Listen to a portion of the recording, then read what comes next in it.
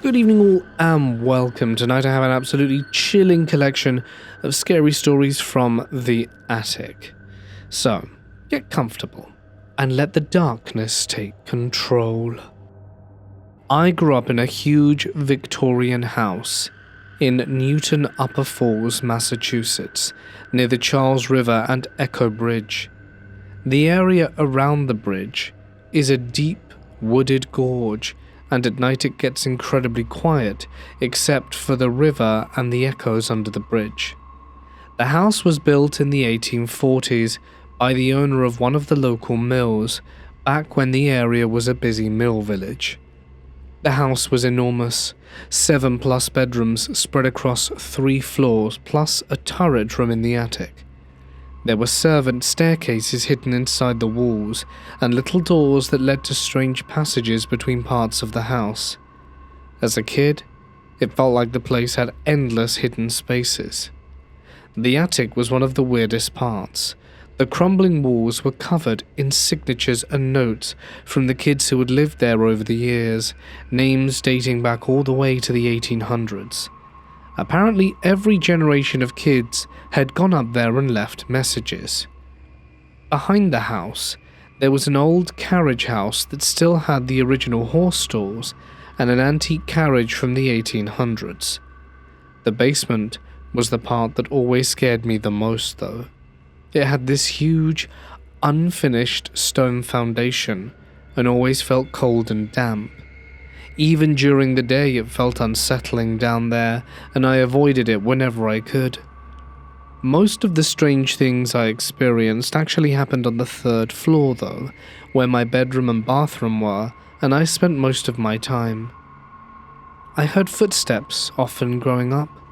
I have 3 siblings and 2 dogs, so it was a busy house and there was usually a logical explanation, even if I looked around and couldn't see one right away. But one night in high school, I was home alone and started hearing footsteps coming from the 3rd floor. They were slow, uneven footsteps, like someone walking from room to room. The problem was, I was the only one home. I remember just standing there listening, waiting for one of the dogs to react or for one of my siblings to come from around the corner. But the house was completely quiet except for those footsteps. Eventually I got so freaked out that I called the police because I thought someone had broken into the house, and they came, searched the entire house from top to bottom, even the basement. But they couldn't find anyone, and nothing was out of place. There's also another strange thing that used to happen on the 3rd floor. When I showered, I would hear what sounded like old music, like people singing on an old record, but it sounded warped, almost like a record stuck, repeating on a loop over and over. The weird part was I only ever heard it while the shower was running. The second I turned the water off, the music would stop. Another night in high school, I woke up in the middle of the night and saw a woman sitting on the edge of my bed. She was just sitting there completely still. She blinked at me a few times, and a shiver ran down my spine. For a second I thought I must still be dreaming. I rubbed my eyes and looked again, but she was gone. But I had a Tempur-Pedic mattress, and the spot where she had been sitting was still slowly rising back up, the way memory foam does after someone gets off the bed. And honestly, that is the part that seriously freaked me out. The next day my mom was cleaning out the rafters in the carriage house, and found a dusty portrait that had clearly been stored up there for a very long time. When she brought it inside and showed it to me, my stomach dropped. It was in fact the woman that I had seen sitting on the edge of my bed. The carriage house itself was already creepy enough. It still had the horse stalls with the horses' names on little plaques, an old carriage from the 1800s, and we even found bones in there before. The whole place smelled like old wood and dust, and the light was always dim even during the day. The building was built into a hill, so the back of the carriage house opened into what was basically a basement level underground. That lower level had these strange trap doors in the floor that led down into an even smaller basement space, along with some hidden passageways. The main door down there had been nailed shut, but the trapdoors could still be opened. Even during the day, it felt like the kind of place that you didn't want to spend too much time in. One night in high school, my best friend and I had been out drinking, and a couple of guys dropped us off near the carriage house. When we got out of the car, we both looked up at the same time. In the window of the carriage house, we saw what looked like a woman's face looking out at us. One hand was up against the glass next to her face. She wasn't moving, she was just staring out. My friend immediately started yelling because she thought it was her mum following us. Her mum was extremely strict, and honestly the kind of person who might actually do something like that. So she started shouting, "Mum, what's wrong with you? Why are you following me?" We ran over to the carriage house to confront her. But when we got there, the face was gone, and nobody was inside.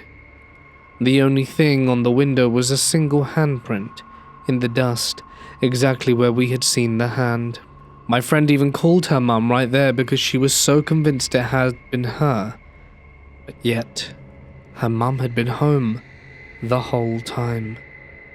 To this day, I have no explanation for any of it, but growing up in that house, it really never felt like we were the only people there, and I still sometimes think about that portrait incident.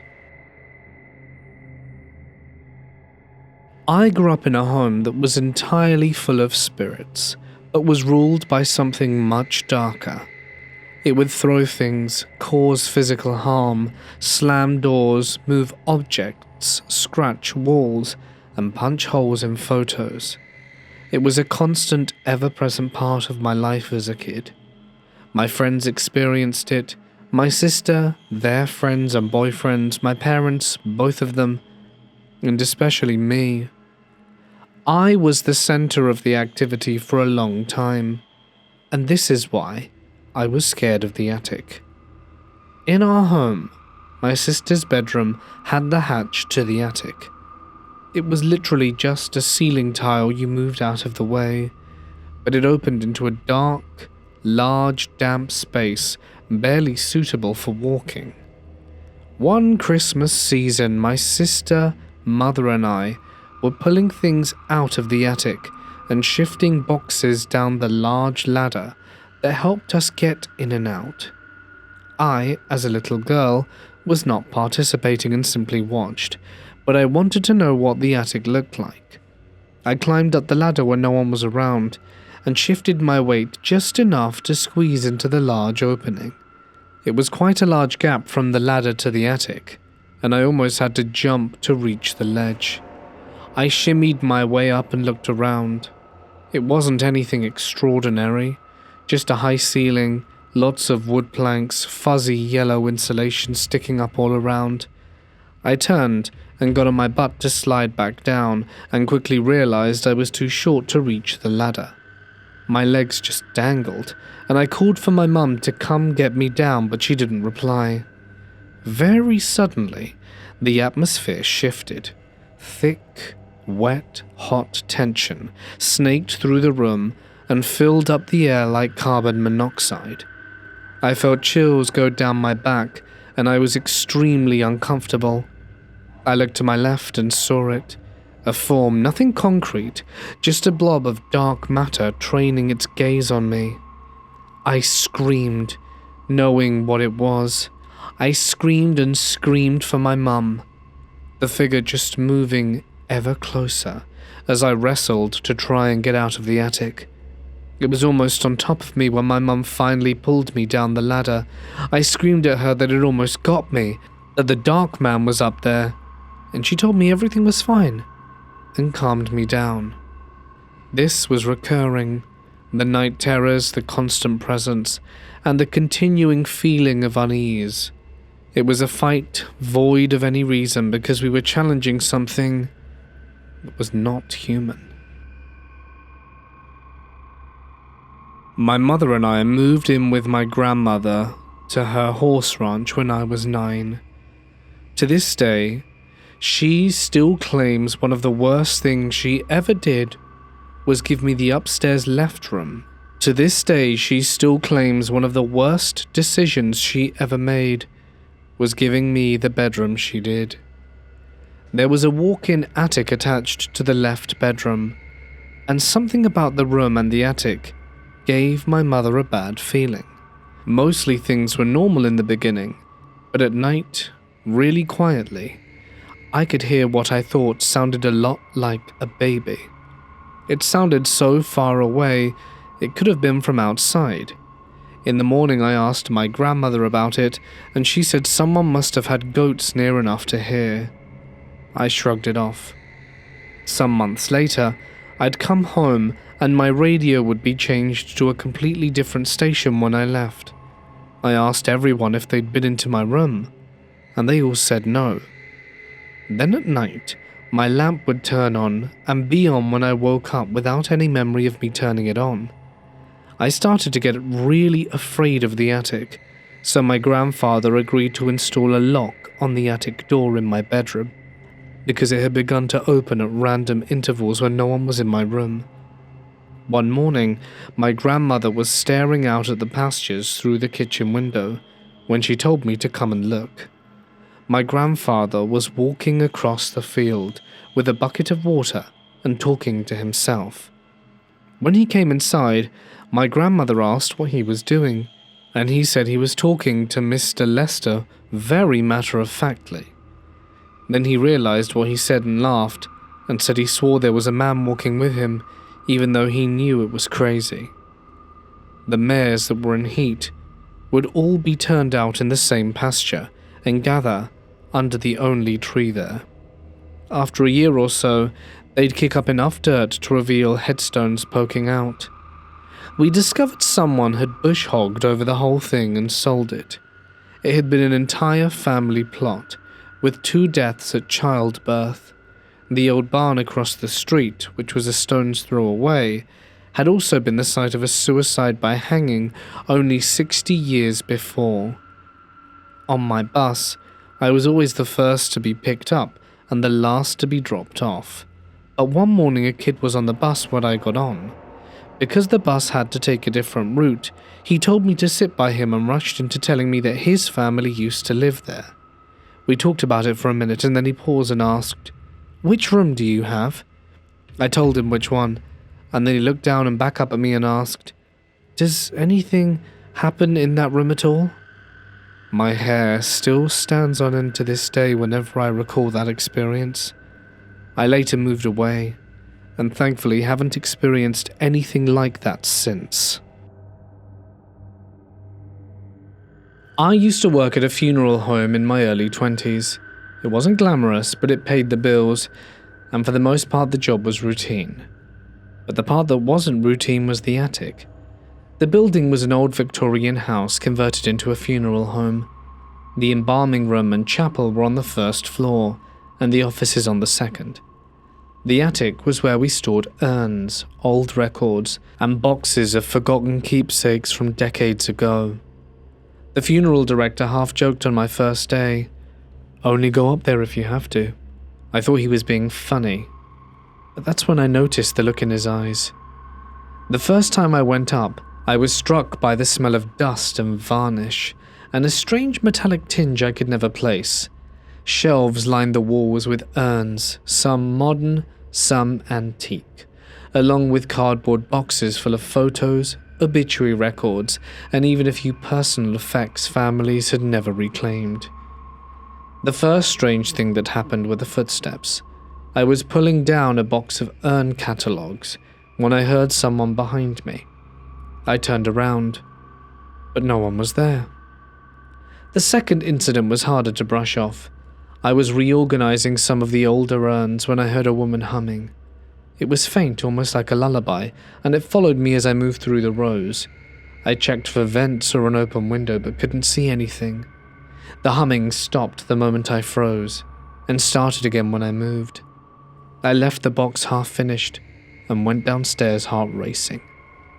The third time I had to go up late at night, A family had requested some display items for a service the next morning. As soon as I opened the attic door, a rush of cold air swept past me, though the whole building was sealed tight.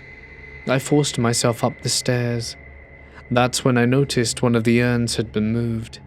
It was sitting in the middle of the walkway, though I had just been up there the day before, and it had been neatly shelved.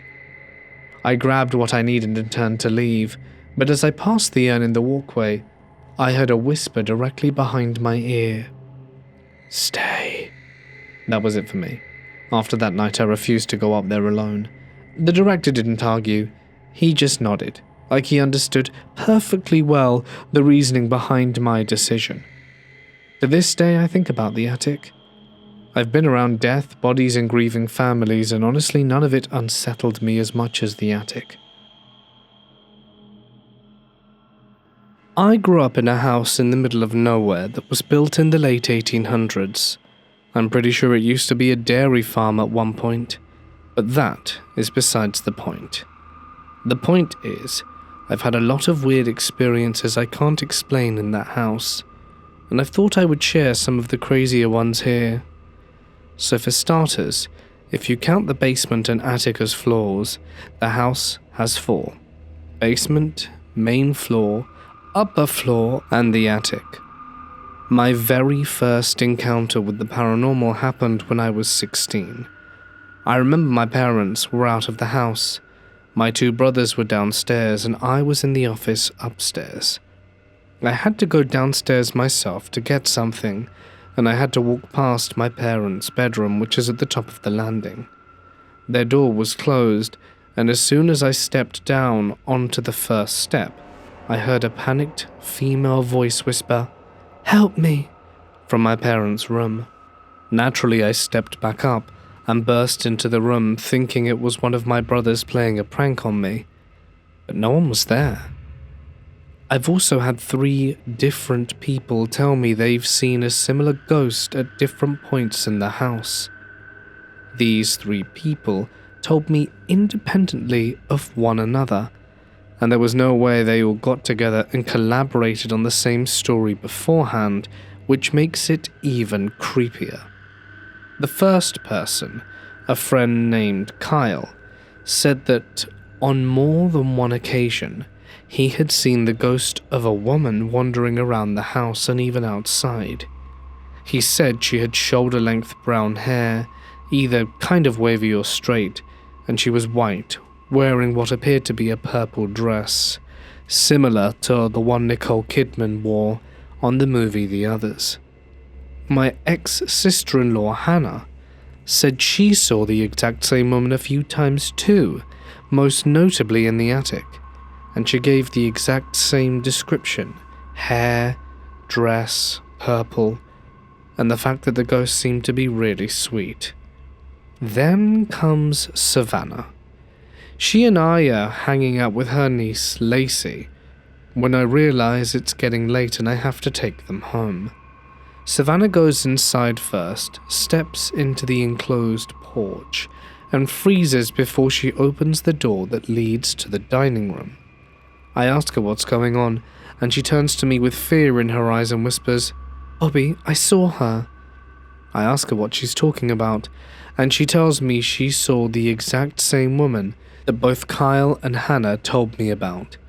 Instead of looking sweet or human though, the version Savannah described looked angry enough to kill.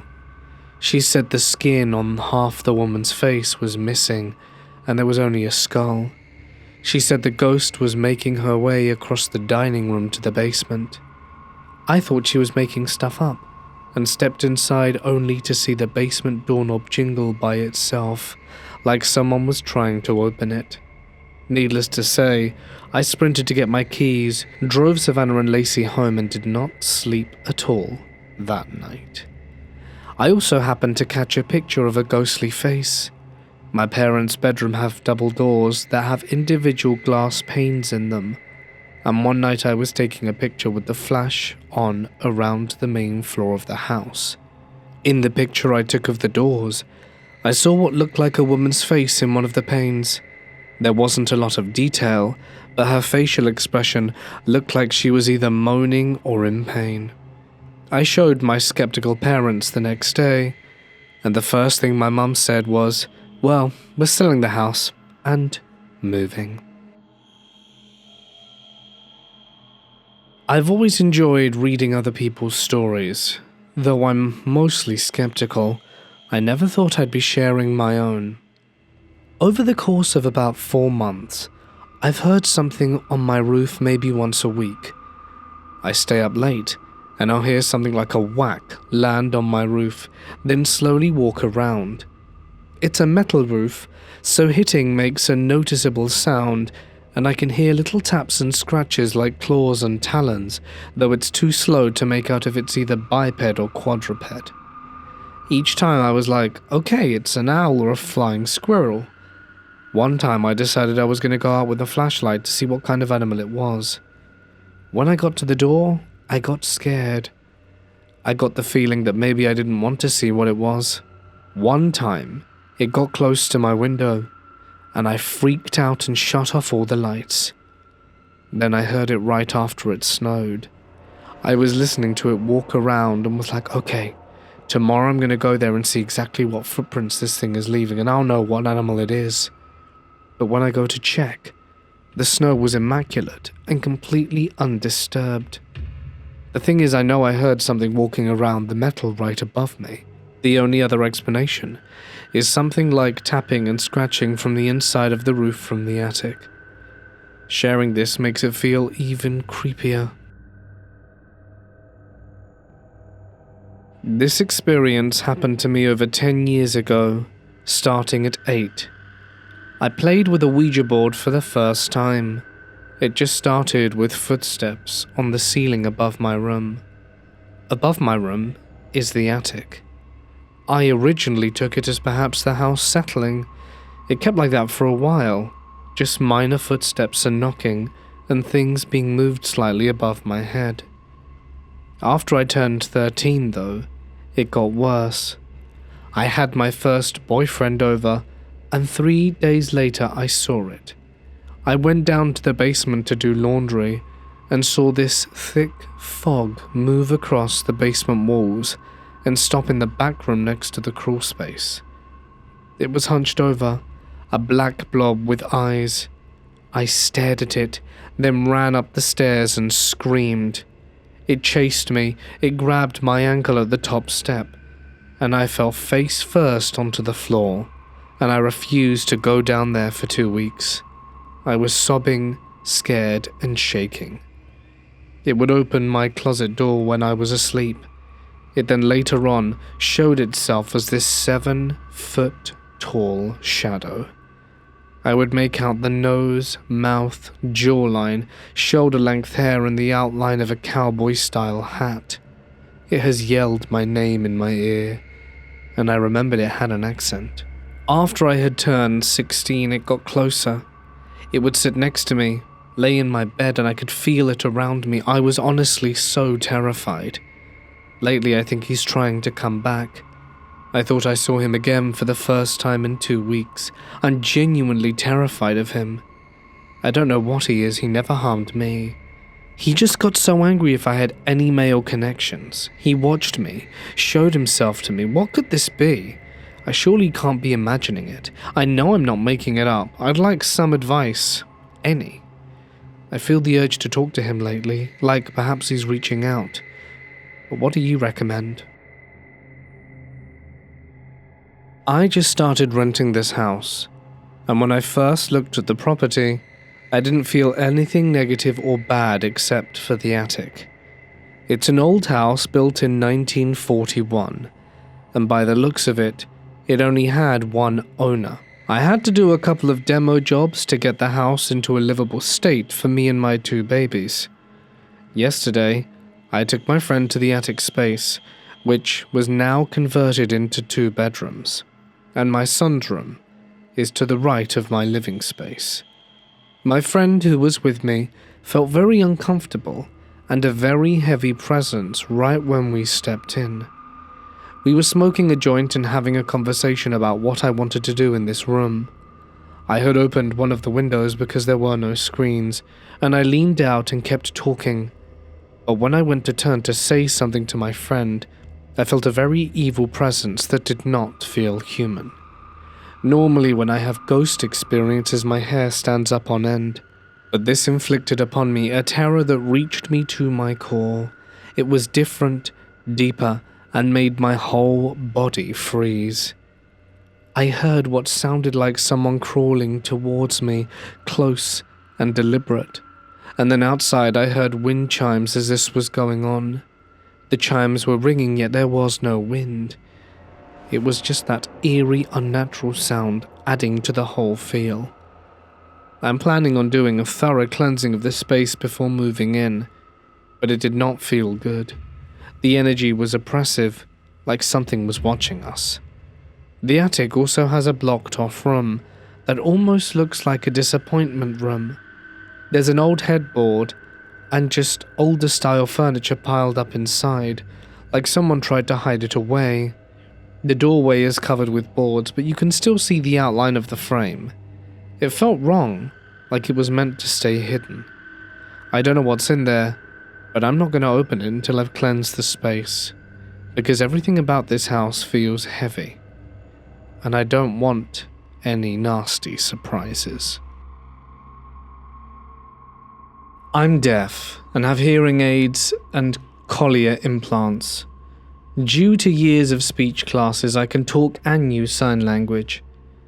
Anyway, when I was in 5th grade, me and my grandma moved to a complex house. We lived above while her boyfriend lived below. It was a cute, small apartment with 2 bedrooms, a bathroom, and had a window that overlooked the driveway. And there's a door in the kitchen that goes up to the attic. Just a few weeks after we moved in, my grandma had an old radio station on the table in the kitchen, and it doesn't quite work, but she likes it, so she used it as decoration. One night, I was woken up by a very loud noise. I have a little bit of hearing in my left ear, so I could hear it but couldn't make out what it was. I saw my grandma rushing down the hallway, so I followed her into the kitchen. The radio's light was on, lit like a greenish light that sounded like static. She couldn't turn it off and signed to me to unplug it. I checked and it wasn't plugged in. It finally stopped a few minutes later. Around Thanksgiving, me and my grandma went up to the attic to get some Christmas stuff. The attic is very small and narrow. You can see outside through a little window, and I had an uneasy feeling and didn't want to stay up there because I felt like I would be grabbed. There was a door that was completely bolted on the other side of the room.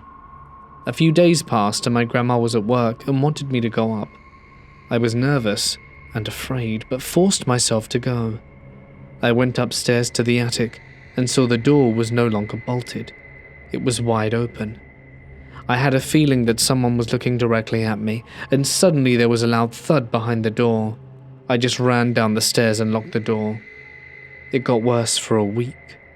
I was waking up feeling like I was being held down. The footsteps in the hall got louder, and there was banging on the wall. I would joke with my grandma that the ghost knew I was deaf. Well, my bed was shaken for a few days, scaring me out of my slumber, and I was losing sleep. The final straw was when I was sleeping. I had a bookshelf with dolls on it just across the room.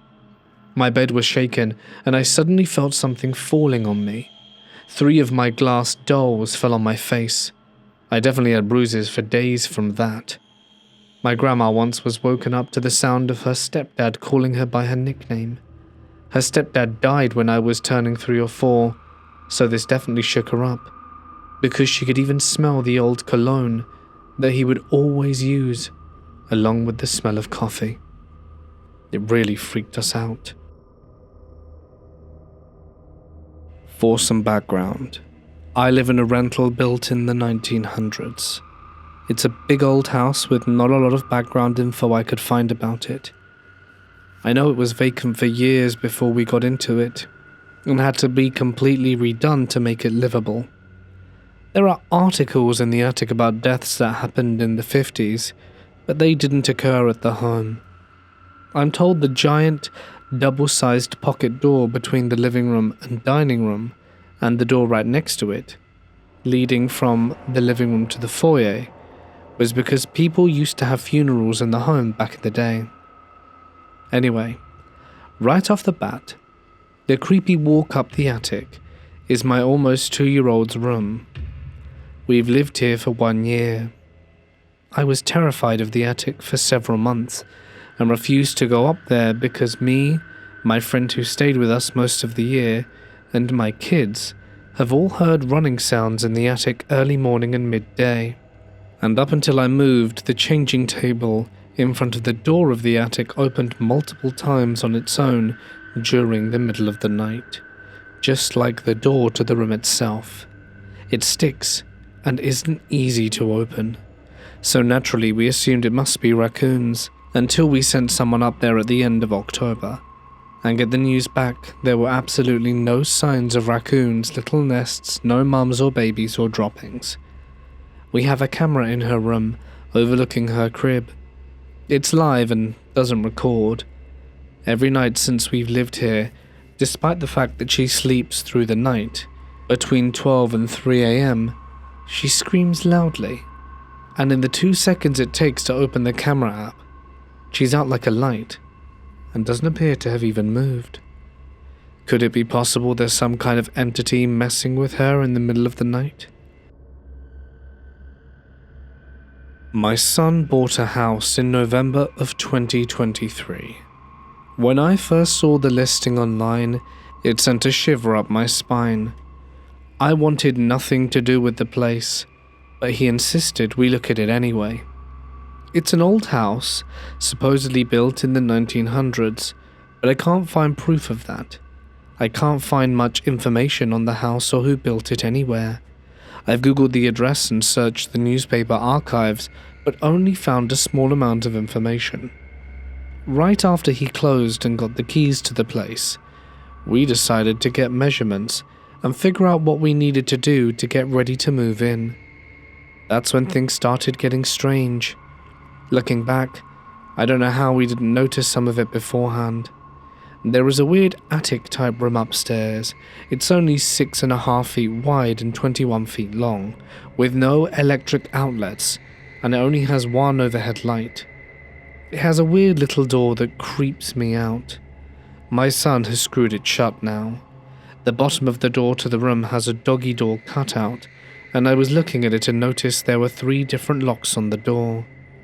I asked my son what his thoughts were about it, and right then something grabbed my butt. I jumped and spun around to see who did it, but no one was there. My son looked at me like I was nuts. I stepped away and it happened again, and I yelled out loud for it not to touch me.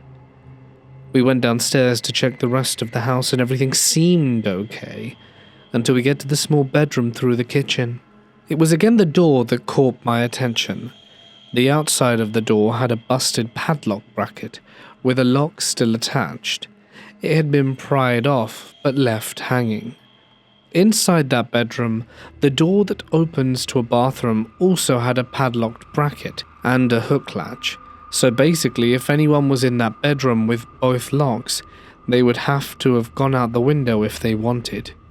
Shortly after we moved in, I started seeing things. One night I was standing at the kitchen sink and saw a tall, thin, older man wearing a top hat, a light-coloured button-down shirt, and dark slacks walking slowly from the living room through the kitchen right behind me. But he didn't notice I was there. I tried to figure out who he was, but he seems to be from before the house was supposedly built. A few months later or so, I was in the kitchen late at night. I felt like someone was watching me from inside the little bedroom, and I turned to look and saw a young boy around 8 to 10 years old. He was very thin, with dark hair, and was hiding behind the door, peeking around watching me in the kitchen. A different ghost I saw was a young man in his early 20s, with a blonde, feathered mullet. He had blue jeans and a concert-type tee on. He spooked me. I screamed, and he disappeared. Every now and then in my bathroom, I run into a wall of very flowery perfume, so strong it takes my breath away. It usually happens around 2 a.m. and only in the master bathroom. I wasn't all that worried about anything until now, because something is bothering my 1-year-old granddaughter and I don't like it. She wakes up crying between 2:30 and 3 a.m. every morning, then keeps waking up at about every half hour until around 6 a.m. Then it stops. Her mama was watching the baby monitor one night, which is when she saw a short, black, shadowy figure around her crib. A few moments later, she woke up crying and shaking, scared. We're expecting her little brother in a few months, so we really want to get to the bottom of whatever it is and get rid of it fast. I've tried smudging with sage, doing a salt perimeter, but nothing has helped. Does anyone have any advice on what we can do to make them leave? First of all, I'll give you a little backstory about my life. Growing up, my grandmother and I used to mess around with the paranormal, doing EVP sessions and things like that. But when I turned 13, we stopped. My grandma recently started doing it again, and since then, strange things have started happening to me. I work in a nursing home and have been there for almost a year. I never really experienced anything particularly paranormal there. I work nights, so there are the occasional creaks in the dark, but nothing major. But that changed one evening when I was emptying a cath bag, and the glass trinket in the room with the resident's roommate, who was at the hospital at the time, started making a clanking sound. I turned around just in time to see the trinket fly across the room at me. I calmly walked out, collected myself, then went back in and picked the object up and put it back where it belonged. 2 weeks passed, and nothing else happened. Then one night at around 1 a.m., I was sitting at the nurse's station when I heard what sounded like someone running down the hallway. I jumped up to look, but there was nothing there. I brushed it off as my mind playing tricks on me, since I had been dealing with some mild paranoia that night. About half an hour later, I had calmed down quite a bit when the attic started creaking. It sounded like human footsteps coming from above me, and I ran to the other unit and asked if any of the maintenance men had come in and were up in the attic. They all laughed and said no. I told them I thought someone was up there. The unit nurse then told me that stuff had fallen out of the attic doors, and one of the items was one of those masks you wear when you're sick. I checked every attic door, and they were all closed with no ladders leading up to them. I tried to tell myself it was all in my head, but to this day I believe someone, alive or dead, was up there. Then one night, I was home asleep, when I remember seeing shadow people moving quickly around my room. I don't know if I was awake or asleep, but it felt completely real. They were looking for something. I couldn't move, but I could watch them and think, what in the world is going on? Then I was suddenly in my grandma's old house, and these shadow people were ripping up the stairs looking for seeds. Then I was in an apartment complex stairwell, and this boy told me to give him my hand. I did, and he cut the top part of my finger, and inside me were 3 little white seeds, and he took one of them. At that point I woke up, and my finger hurt. I went back to sleep, saw the shadow people again, and one of them touched my back, and I woke up with my back cold. To my surprise, my shirt had been raised up in the back, and my back was exposed. Did what we did when I was younger make me automatically connect to what she does now? What does this all mean? Was it a bad dream? Or did I just experience something paranormal? My husband and I lived in Centerville, Georgia for a few years in a ranch-style house that was built in the 1960s.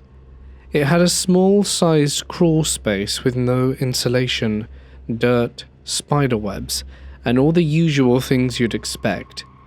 It also had a typical southern attic It was basically a small standing area of 2x4 rafters and insulation. The purpose was simply to store heat in the summer or to keep it out the house, and in the winter keep it from leaving. There were some questionable things about this house, mostly ignorable quirks, like the bullet holes in the reinforced makeshift metal shield that covered the windows of the back door in the garage. Little things, features. My husband had made comments to me about waking up at night hearing strange, loud noises coming from the attic.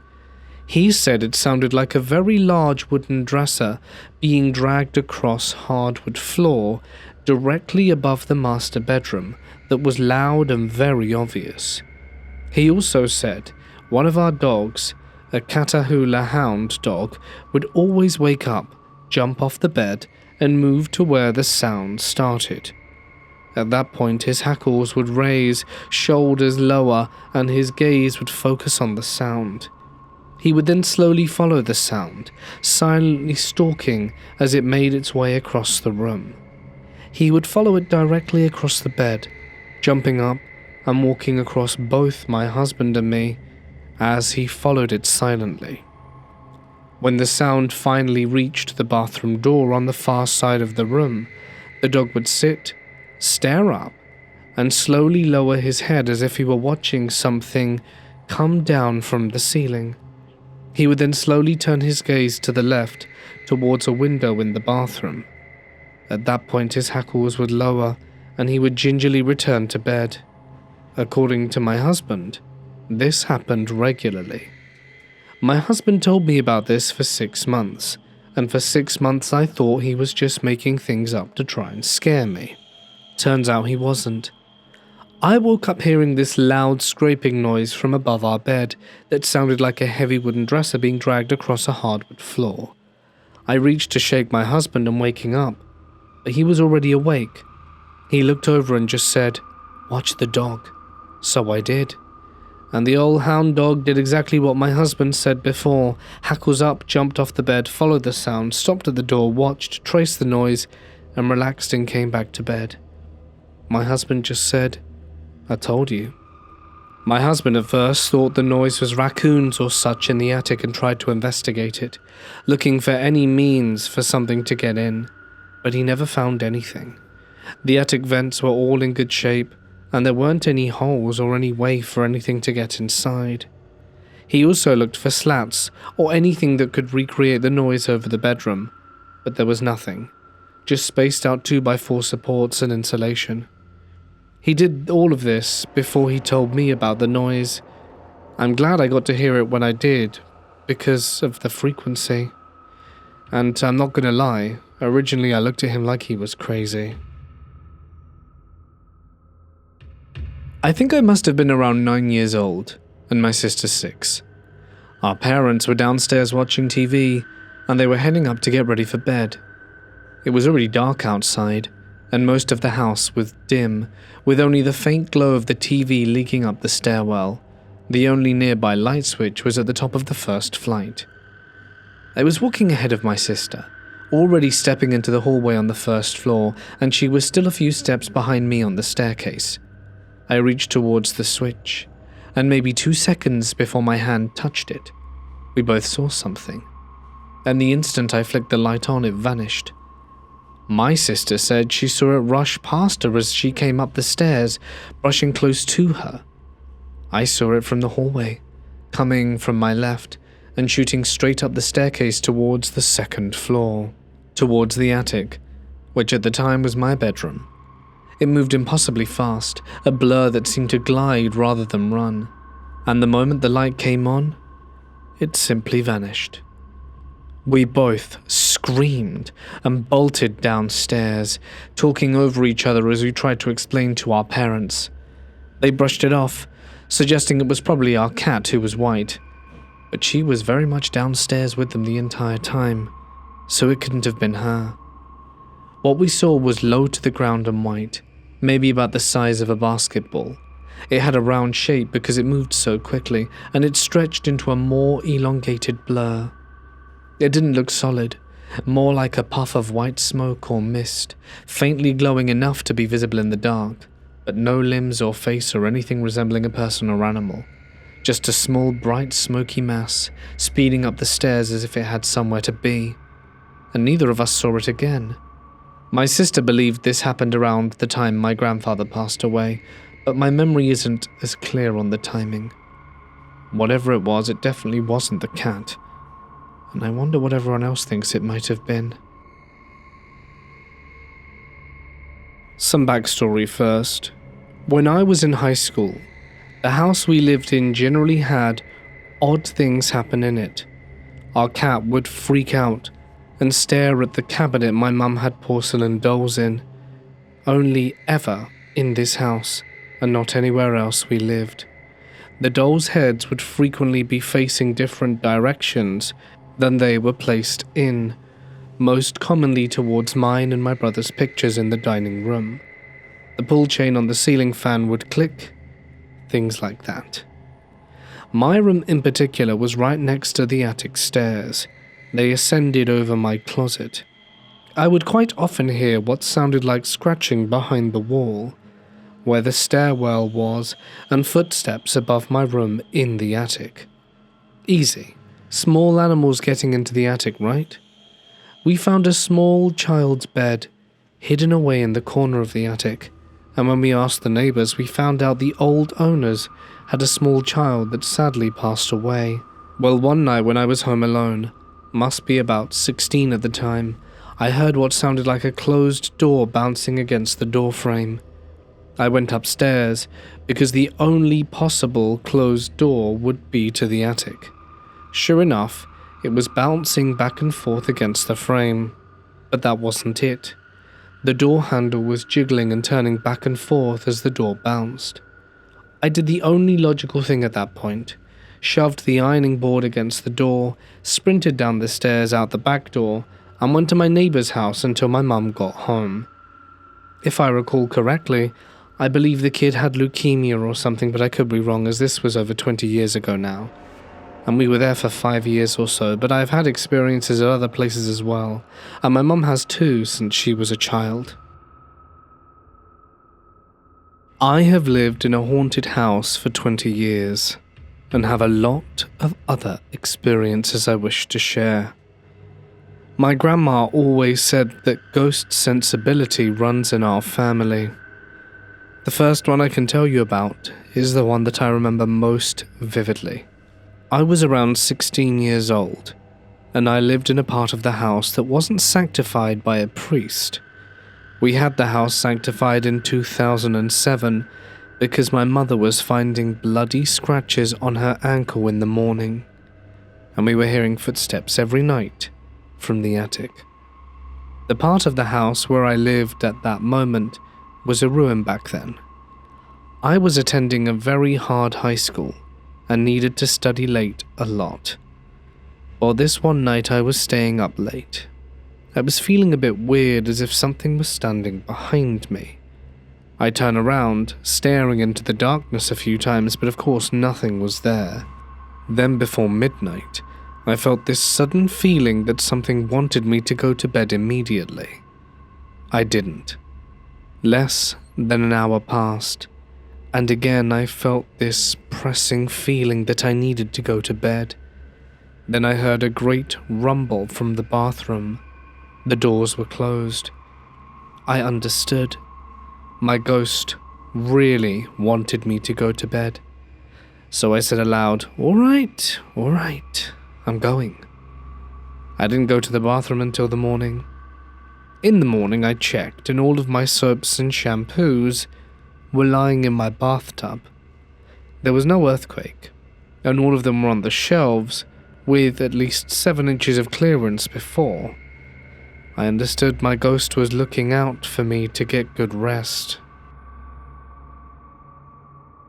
This past Memorial Day, my husband's siblings came to our home for the weekend. While we were having breakfast, I picked up my cat and brought him to the bar so they could meet him. I noticed how terrified they looked of him. My husband had to reassure them that my cat was safe. Moments passed, and everyone was talking at once about a cat from their childhood that was 200 years old. They said that when they were children they met a yellow cat. My husband said he never wanted to associate with it, pet it, or anything like that. There was a centuries-old home in the area where they lived that burnt down and got rebuilt. My sister-in-law said she explored the rebuilt home and went into the attic out of curiosity.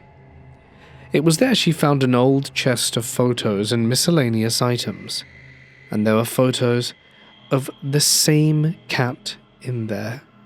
They distinguished it by the same burnt tail and fur patterns. One day, they tragically witnessed the cat get run over by a vehicle. It was left as flat as a pancake, but suddenly it seemed to inflate back to its normal state and walked away unharmed. There are so many strange stories about this kitty. Is it really that old? I'm not really sure what's happening. This incident happened a few years ago. It was around 9 p.m, and my mum, my sister and I were getting ready for bed. It was the middle of summer, so the night was hot and heavy.